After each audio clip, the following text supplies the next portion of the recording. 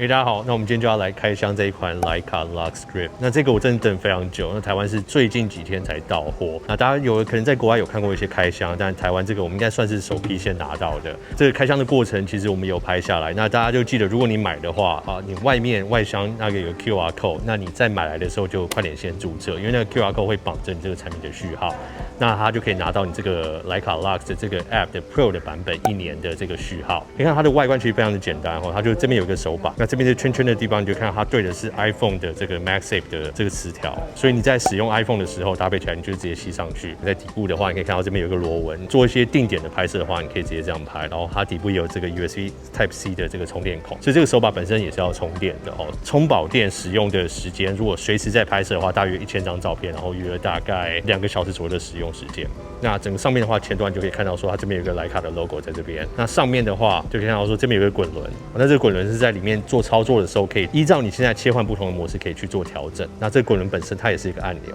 所以你可以按下去。那你按下去的话，它就会在不同设定的地方去做调整。比如说你现在可以换滤镜，就调滤镜的地方，它滚这个滚轮的时候就可以去更换它的滤镜。那上面可以看到这边有3个按钮，那最大颗的就是它的快门按钮。那这个快门按钮它是有支援这种像一般相机这种轻压就可以对焦的这种快门。因为轻压的话，你就看到它的画面里面会有一个小小的一个对焦的框出现，那就代表它现在已经对焦。如果你今天要做这种轻压，然后可能定点对焦了，可能要在换地方做拍摄，要换取景的话，它也可以办得到。那另外呢，上面这边有2个这个自定义的钮，那这个你可以自己去制定说它现在要去切换什么功能。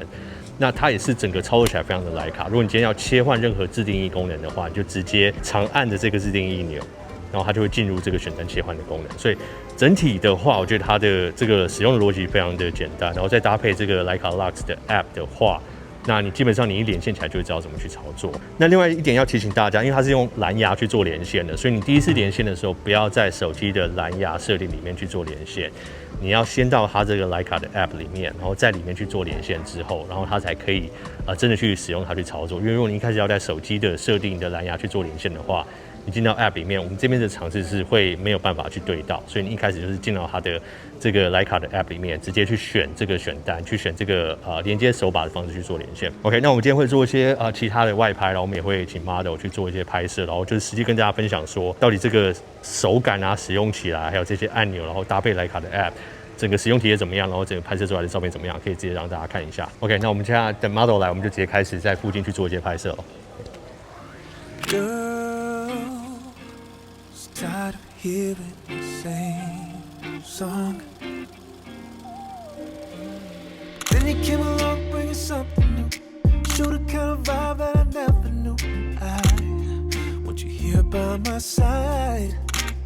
It took a little time to let you go. I didn't see it then, now I see the truth. Girl, I realize, I think I'm falling.I think I'm falling into something special, babe. I think I'm falling, never saw it coming. Got just something special, girl. I think I'm falling in love.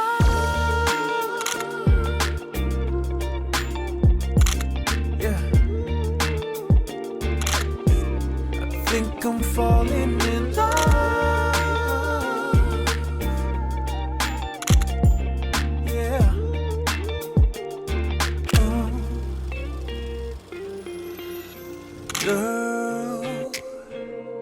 what you want, you can have it. Girl, oh, it's wherever you want to go. I can take you there. When you come around and I see you move, you get me in a trance like no one could. I want you here by my side.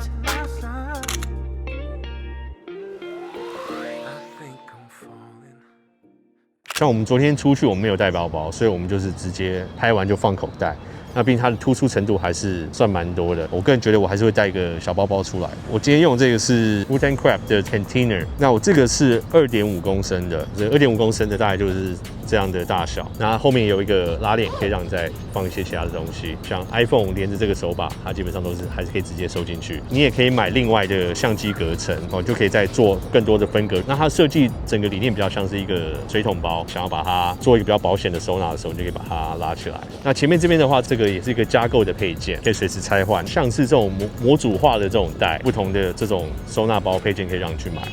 好，那我们再来看一下，这个就是3公升，就是稍微宽了不少。那我觉得这个，如果你今天带像是 A73配一个比较小镜头，应该放进去都还是没有问题。那其他部分的设计也是一样，前面有2个这种口袋，前面也是有这种模组化的扩充的东西，你可以去搭配它们不一样的东西去使用。那他们现在还有更大的尺寸，就是6公升的。那这个当然就是真的要收纳比较多东西，像我们今天带出来的这些配件啊、相机就可以直接放在里面。那它这个增加模组化，除了刚刚我们这个2个比较小尺寸在前面之外，它其实这边各有一个，前面左右各有一个，然后在侧边的话也都各有一个可以让你去加装，所以它袋子本身尺寸就比较大之外，它扩充的空间又更多。你今天在没有加购的情况下，它其实都有多了一个让你放 iPad 的口袋，所以今天是11寸的 iPad Air， 基本上后面这边也可以做收纳。另外里面如果要再加放其他相机，要再做隔板的话，你也可以再加购。我觉得卧毯的东西他们都是手工制作，然后像外面表层的布这边也都是防泼水的。我自己是蛮喜欢用卧毯的东西，所以大家如果也在找这种随身相机包或是随身，他们叫做 EDC 啊，就是随身你要带什么东西啊，带出去旅游或者带身上的包包的话，我觉得都还蛮推荐。那边有非常多的包款，大家可以再参考。好，那我们用了 Leica Lux Grip 几天之后，我们大家可以跟大家分享一下心得。那首先当然这个就是我也不用讲太多了，它的功能性其实就是非常简单，它就是蓝牙连上你的 iPhone， 基本上它的镜头的表现还是某些程度依赖你 iPhone 本身上面镜头的表现。所以说会不会因为搭载的这个 Grid 这个手把加上徕卡的 App， 它的照片成像力就变得很好？那当然是不会。这个手把呢，它本身其实跟徕卡 Lux 的那个 App， 他们的操作是很直接，因为2个都是徕卡做的。那所以这种时候，这些上面的按钮搭配里面那个 App 的做些操作的设定或者更换的时候，都是非常的直觉。那我觉得这就是因为2个都是他们第一方的软体结合起来的话，它的使用体验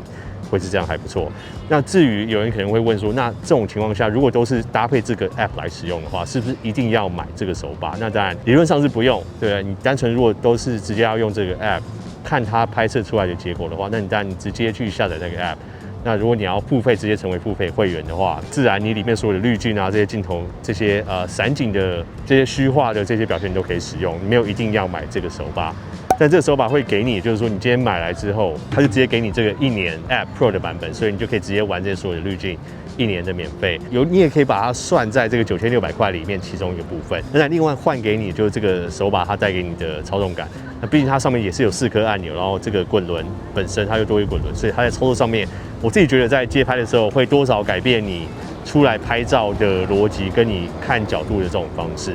所以会不会说它完全是说是不是一个鸡肋的东西？我觉得这个很看个人，因为也有人觉得说现在手机都可以拍照，那是不是一定要买相机？我们先排除相机本身的感光元件、镜头的差异之外，有些人就觉得说，我用的相机对我而言，它就是一个比较适合我创作的工具。所以搭载这个手把，我觉得某些程度也可以带来这种感觉。那尤其它又是真的徕卡制作，它又不是另外一个第三方搭配徕卡的 App 来出的东西，所以我觉得它使用体验上面是蛮有徕卡第一方的感觉。那我也提到说，这个操作的这些方式跟切换的方式，其实基本上就跟如果你今天拥有一个徕卡 Q、徕卡 SL、徕卡 M。都是非常的相似，就是你长按着按钮就可以做它的这些自定功能的切换。那这点我觉得算是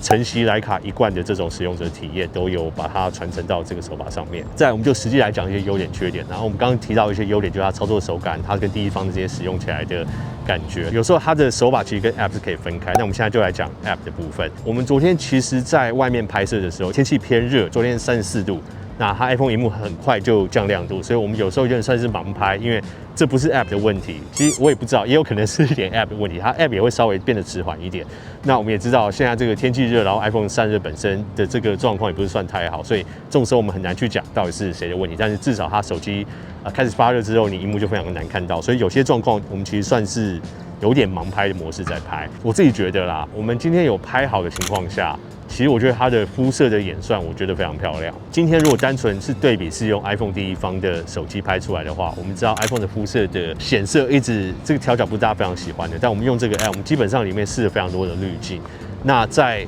昨天那种光线下，即使是非常强光直射的情况下，我自己觉得它在肤色的表现上都算很好，所以这个是 App 本身。我觉得它还是有承袭就是徕卡一贯的调色，但另外优点就是我觉得它的 App 的操作的手感算是非常直觉，还有自动模式都可以让你去选择。那里面你这个付费版本又有很多徕卡的滤镜让你去玩。那我自己是觉得基本上你怎么去配，我自己都觉得蛮有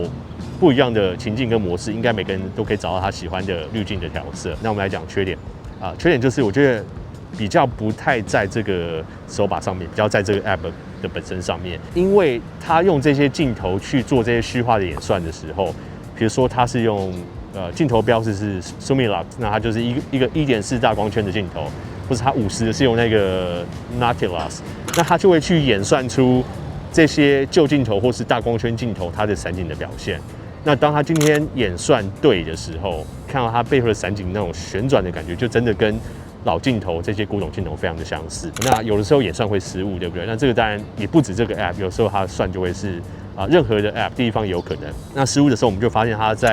人的切边抠边的时候，有些地方没有算得太完美。如果你今天放大看的话，就会非常明显。但我们昨天其实在荧幕上一张一张小小看的时候，没有很清楚。但我们放大去看的时候，就会发现有些地方的抠边很明显的有失误，它就有一个很清楚的一条清楚的线在这个人物的旁边。那我觉得这个多少有点影响到整个照片的体验或者整个的 App 的体验。那我觉得一方面也是因为这个徕卡它要去演算出自己镜头的这种虚化的感觉，所以它不会完全依赖 iPhone 本身的这种算法，所以它会加入自己的演算法去增加这个虚化的老镜头的这种效果。那这种时候，当它的虚化的演算没有做得太好的时候，失误就会让它的缺陷非常的明显。刚刚有提到嘛，它毕竟不是这个手把本身的问题，它比较是 App 本身的问题，所以反而可能是一个还 OK 的事情，因为它的 App 现在也才刚出来，所以到时候他们可能随着这个更多人的反应啊，这些回馈让他们去增进这个 App 的演算法。我们在想以后也有很多的镜头组嘛，我们也很喜欢徕卡非常多像八枚域啊什么不同的镜头的这些表现。那以后它可以加越来越多镜头在里面，我觉得这个是有付费版本，我们就可以期待说它再来可能更新的次数会更多，那或者是加入的镜头会更多，然后应该也会持续去维护它。OK， 那整体使用下来，我自己是觉得说这个9600块是不是值得，是不是极乐？那我觉得每次讲到徕卡的东西，很多人当然就会讲说徕卡的东西智商税啊，就是好像付很多钱啊，什么有的没的。但这就是一个品牌它提供出来的东西。那我们直接出来拍的时候，也被人看到说，我们手上拿的是这个徕卡的手把，他就远远就看到，他就过来跟我们聊天。他也是玩摄影的，我们就非常清楚，就是说他对这东西，或者说对徕卡品牌也有一个热情存在。所以有的时候，我觉得一个品牌它做到什么程度，或它品牌价值到哪里，那这个是它常年累积下来的。那它能带给你的这些使用者体验，或者像我们刚刚说照片这些拍摄出来的这些颜色的表现，这个就是他们算是独有的啦。那你是不是喜欢这个就看你个人，你会不会买单这个看你个人。那我自己是觉得9600块，当然你说买一个手把绝对是算贵，但是如果你今天是徕卡粉丝，就是喜欢徕卡的东西，但喜欢它搭配他们的 App， 搭配他们的颜色，想要这种地方体验的话，以徕卡来说，9600块好像又不贵。那大家如果有想去买的话，台湾现在有少量到货，那可以上网去看，或到徕卡青田街的他们的专卖店去问问看。OK， 那我们今天就是很快速的开箱评测这个徕卡的手把。那我觉得以它搭配 iPhone，苹果跟徕卡这个强强联手的这个体验来讲，我自己是觉得还蛮喜欢这种东西。那今天影片就先到这边，我是POD，我们下次见，拜。